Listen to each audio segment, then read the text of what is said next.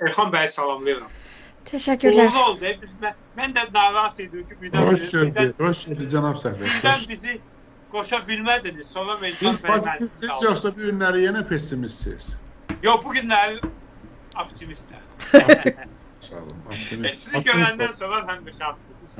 Qələbə üçün optimizm lazımdır. Pessimistlər qalib ola bilməz. Vəziyyət çətin, amma ki, bilirəm ki, Əladır vəziyyət. İnşallah yaxşı olur. Danışardınız bizə necədir vəziyyət Elxan bəy, buyurun. Xoş üstəz. Mənə söz verdiniz, Sevinç xanım. Salamlayıram sizi. Hər vaxtınız xeyir olsun Elxan bəy, buyurun. Aydındır ki, yəni bu sensitiv hadisə, yəni insan xarakterinə birbaşa təsir edən məsələlər dünyanın da oradan parçalanmasına aparır. Bu günləri 9 maya qədər Rusiya tərəf təbii ki, öz deadline-la nəsə eləmək istəyir. Ukrayna tərəf də bu günləri qərar qəbul etdi və Avropa Birliyi ilə razılaşdı. 9 mayda Kiyevdə də parad olacaq. Bilirsiniz ki, Avropalılar 8 mayı Qələbə günü qeyd edirlər. Əslində, yəni doğrudan belədir də, fakt odur ki, Wehrmacht 8 mayda imzalayıb təslimçilik aktını, amma 9 mayda güya Varşavada və Praqada döyüşlər getdiyinə görə Stalinin iddiası ilə Zhukovla təzədən Alman generalları imzaladılar. Və ayın 9-u kim hansı cəbhədə olacaqsa, hansı şəhərdə olacaqsa bununla müəyyənləşəcək, kim kimin yanındadır, kim diktatordur, kim diktatorla bir yerdədir və kim azad dünyanın tərəfdarıdır. Avropa Birliyi bu mənada çox ciddi bir, necə deyim, bir xətt çəkir, qırmızı xətt çəkir və hadisələr də bu mənada açılış nöqtəsinə gedir. Yəni mən düzgün başa düşürəm. Mən bu xəbəri görməmişəm açığı. Ümumiyyətlə biz bilirik ki, 9 may, yəni əlaqəsdə yubileylərdə Qərbin öz 8 mayda qeyd olunur, Rusiya özünküsünü qeyd edir 9 mayda. Mən belə başa düşürəm ki, sizin dediyinizdən bu dəfə necə? 9 may Avropa günüdür. Bəli. D-Day, bəli, Avropa günüdür. Qırmızı layla qoyuruq biz, ortası qara, yəni xatirə günüdür. Avropa Birliyi, Avropanın azad edilməsinin anırıq. Yəni Avropanın nasizmdən, yəni millətçilikdən, sağ konservativ qüvvələrdən azad edilməsi kimi qeyd edilir. Yəni xatirə günü kimi. 8 may qələbə günüdür, 9 mayda xatirə günüdür. Ona görə 9 mayda Ukrayna tərəfinin özləri özü təklif ediblər. Yəni Avropa Birliyinin Nazirlər Şurası təklif edib. Bu cümlədən xanım Kaya Kallas, yəni o təhlükəsizlik və xarici məsələlər üzrə xüsusi komissar və Ukrayna tərəf bu təklifi qəbul edib. Dediyim kimi artıq necə deyirlər, hər kəsin öz cəbhəsi var və cəbhələr konkret ayrılırlar. Yəni razvязкaya gedirik. Bəli. Bəli. Yəni belə deyək də balanslı dırnaq arasında olmaq olmayacaq. Seçim etməlisən. Bəli, Hansında olacaqsan. Bu ciddi bir seçim olacaq. Yəni onsuz da müharibə başlayandan aydındır ki, Əliyev Ukraynaya getməyib.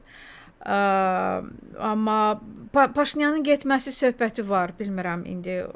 O harda olacaq? Maraqlıdır. O təsdiqləmir. Yerevan təsdiqləmir.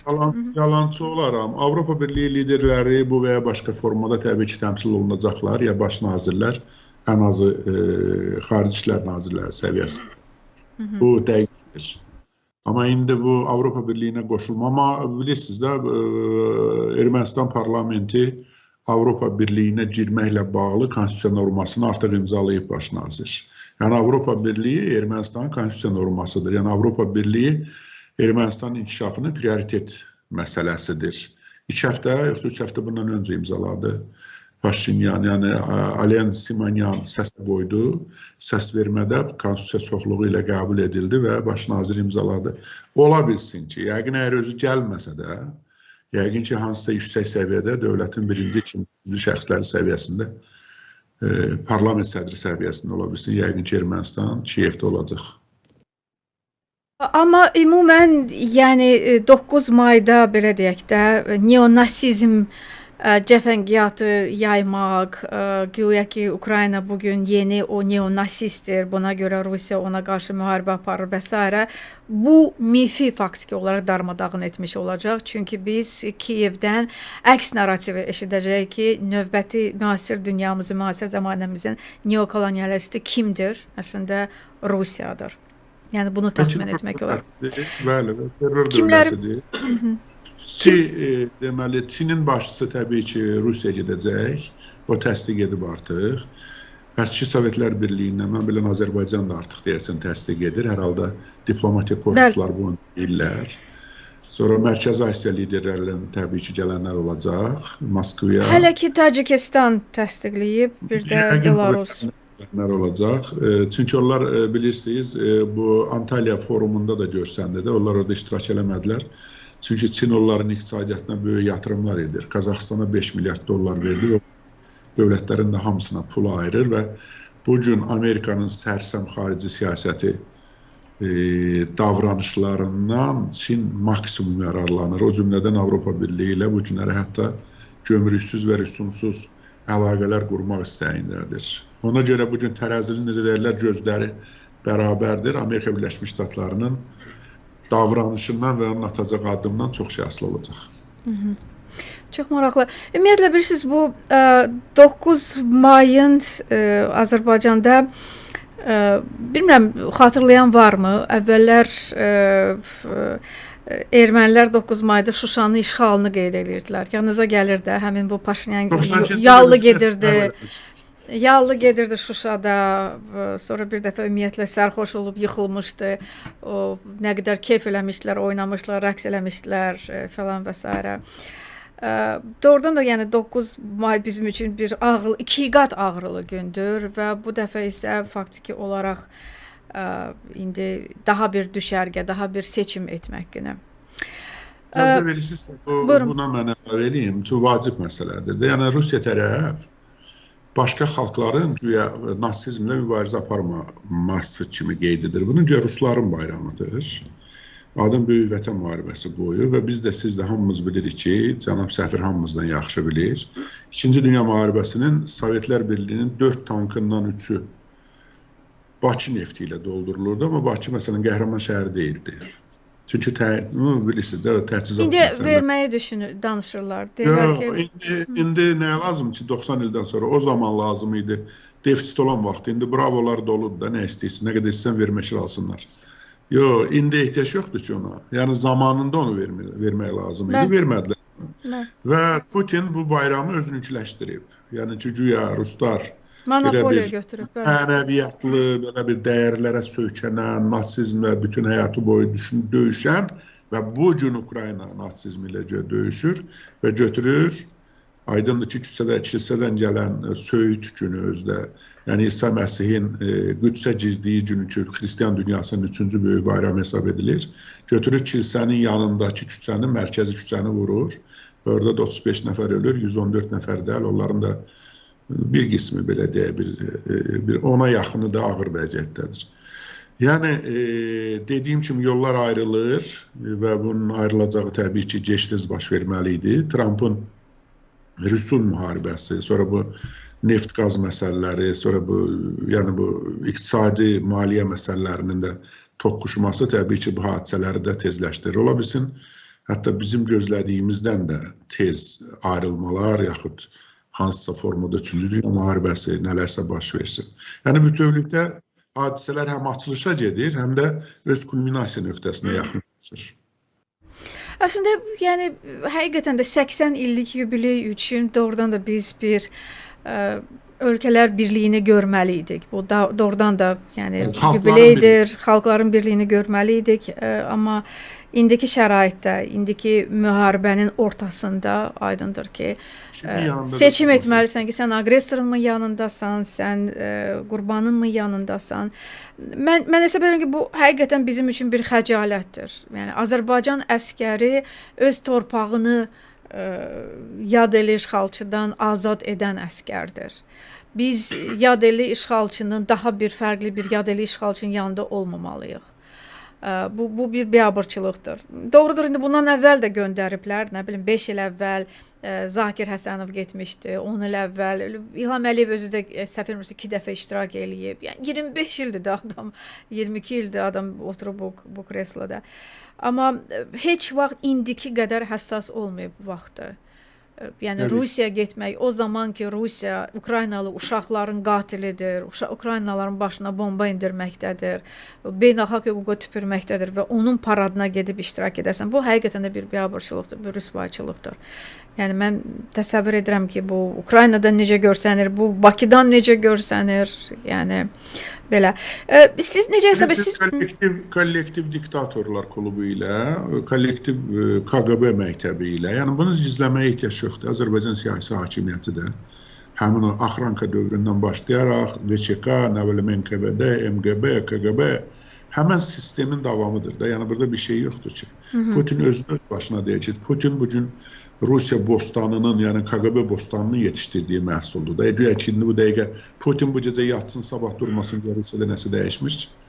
Məsələ burasındadır ki, yollar ayrılır. Diktatoralarla demokratiyaların yolları ayrılır və toqquşması labüddür və çox təəssüf ki, Ukraynanın ərazisində, poligonda baş verir. Amma gec-tez bu olmalıydı təbii ki, xeyir və şər, insanlarla, insanlıqla insanları əzənlərin təbii ki, toqquşması baş verməli idi. Və bir tərəfdən də baxanda doğrudan yaxşıdır ki, elə bu, necə deyirlər, ələnir və hamı görür ki, kim kimdir. Və bundan sonra da kiməsə nəsə etibar eləmək, təzdən ay nə bilim bu filan kəsdir, yox, bu filan işi də belə görmüşdü, belə şey olmayacaq. Mən hər halda Avropa Birliyinin fikrini bilirəm, yəni az çox bilirəm də, belə deyək, biz bu məkanda yaşayırıq və əlaqələrimiz var, o deputatlarla filan. Onlar çox kəskin, necə deyirlər, əhval-ruhiyyədədirlər.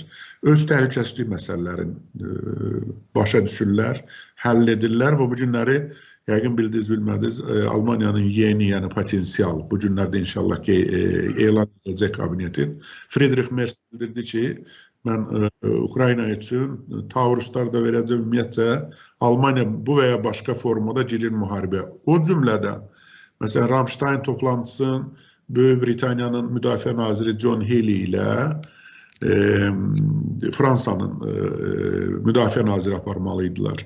Amma onlar belə bir jest elədilər, belə bir necə deyirlər, hərəkət elədilər və həm sədrliyi, moderatorluğu verdilər Boris Pistoriusa, hansı ki qalır yeni hökumətdə.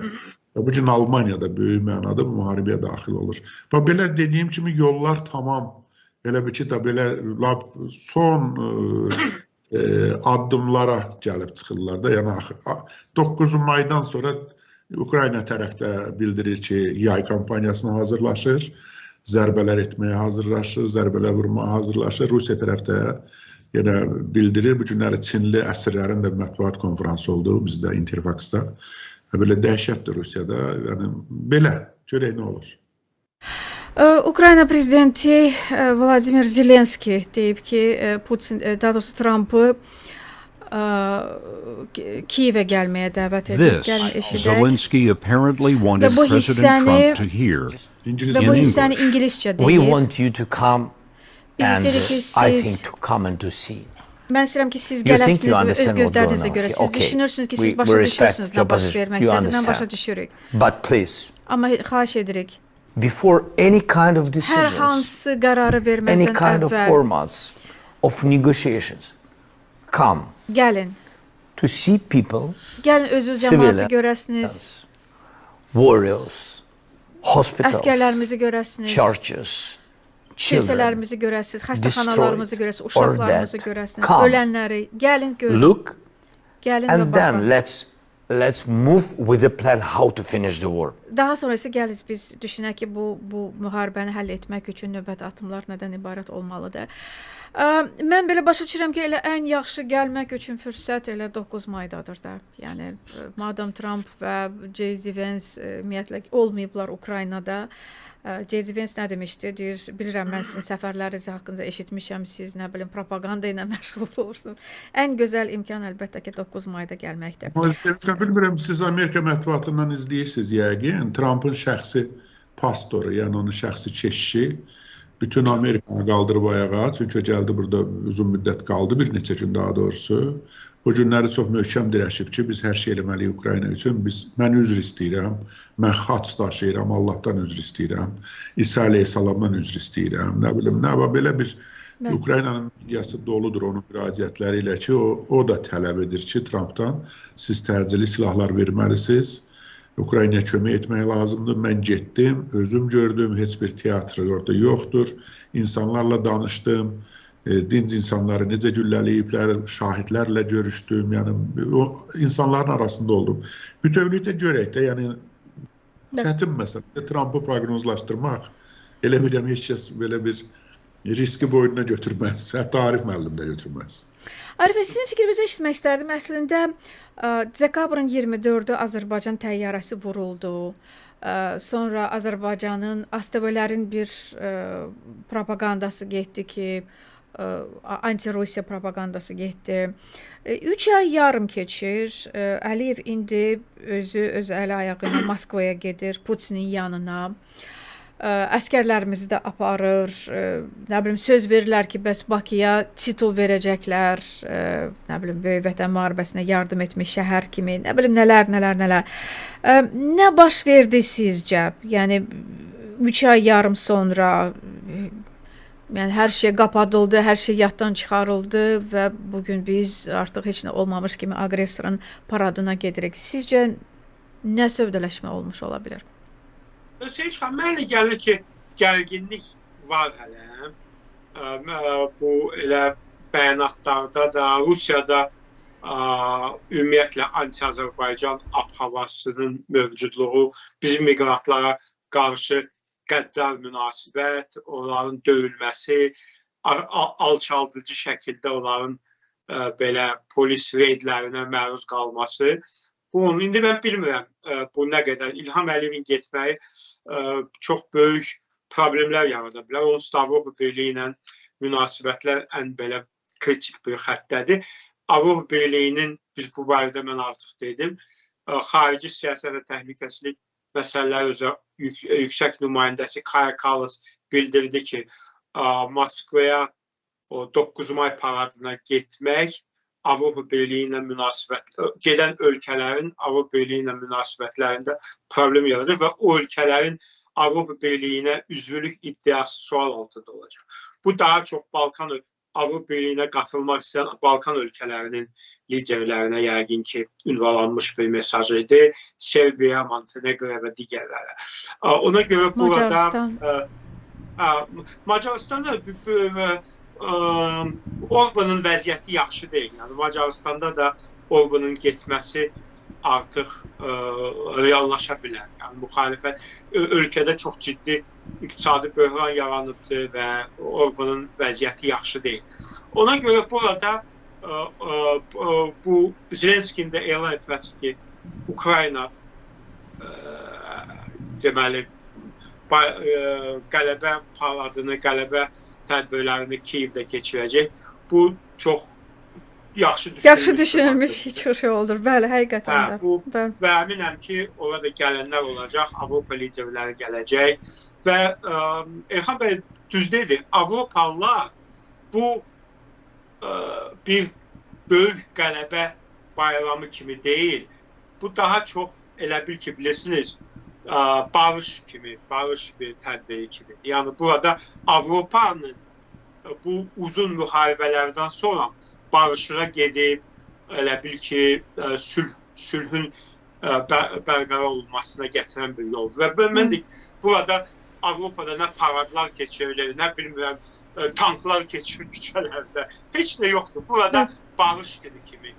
İnsanlar gedirlər, tutaq ki, o qəbristanlıqlara, o monumentlərə güləkliləri qoymaq və burada Rusiyada isə bunu bir şouya çevirilər, tanklar gedirlər, təyyarələr uçurlar, bilmirəm, tribunalarda gəlirlər, otururlar, bilmirəm, müxtəlif ölkələrin, bilmirəm, kolonnaları keçirir. Yəqin olacaq, bilmirəm, Çindən olacaq, Orta Asiyadan, bilmirəm, olacaq. Amma Orta Asiyanı diqqətsiz saxlamaq olmaz. Yəni, Orta Asiyanın onlar hələm stabil deyirlər. Nə xarici siyasətdə, nə iqtisadi siyasətdə onlar belə asılı və bir tərəfdən Çin, Elxan bəy düz dedi, o bir tərəfdən Rusiya təzyiqi altında. Biz görürük ki, Türkiyənin də o təsiri azalır. Bu, Türkiyənin bilirsiniz, iqtisadi imkanları olmadığı üçün, maliyyə imkanları olmadığı üçün bunu Rusiya ilə Çin Yəni birgə olaraq bu bölgəni Türkiyənin təsiri altından çıxartmaq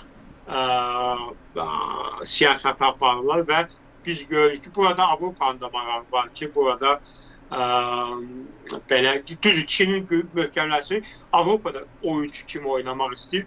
Bu ölkəni Orta Asiyanın öz tərəfinə çəkmək. Elə bu son Samarkandda keçirilən sammitdə elə buydu. Əslində böyük bir göstərişi oyun gedir. Burada oyuncu çoxdur. Amma Ukraynanın bu çox ağıllı bir addım idi ki, mən əslində bu barədə düşünürdüm ki, yaxşı olardı ki, Ukrayna bunu etsin və mən əminəm ki, bir çox Avropa liderləri elə Almaniyanın da rəhbərliyi də gələ bilər və bu Ukraynaya dəstək tədbir ola bilər. Amma əlbəttə ki, Putin üçün bu bilirsiniz, bu belə bir tədbirlərin Putin belə bir öz bu bir milli bir şey kimi keçirmək istəyir. Paradı ilə, musiqi ilə, bilmirəm, o hərbiçilərin keçirmək, elə bir şey kimi, öz güc göstərmək kimi təqdim etməsi. Amma bu günlər Rusiyanın gücü qalmayıb. İqtisadi böhran astanasındadır. Çox ciddi bu neftin qiymətinin, qazın qiymətinin düşməsi ilə bağlı Rusiya belə davam edə bilməz və pul da qalmayıb. Bunların ən böyük pul mənbəyi Fond Nasionalного Благосостояния, bu milli firavanlıq fondu da demək olar da. Pul orada, o pulu da yedilər. O pul hamısı getdi bu Ukraynadakı hərbi əməliyyatlara. İndi pul qalmayıb, neftdən gələn pul yoxdur. Avtovaz bağlanıb, bilirsiniz də, Avtovaz o ən böyük avtomobil zavodu artıq dünəndən, yox, həftə sonu bağlandı, zavodlar bağlandı, pul yoxdur. Bunlar əlavə pul çap eləyirlər. Bu əlavə pulun da çapı ağla gəlməz inflyasiya gətirə bilər.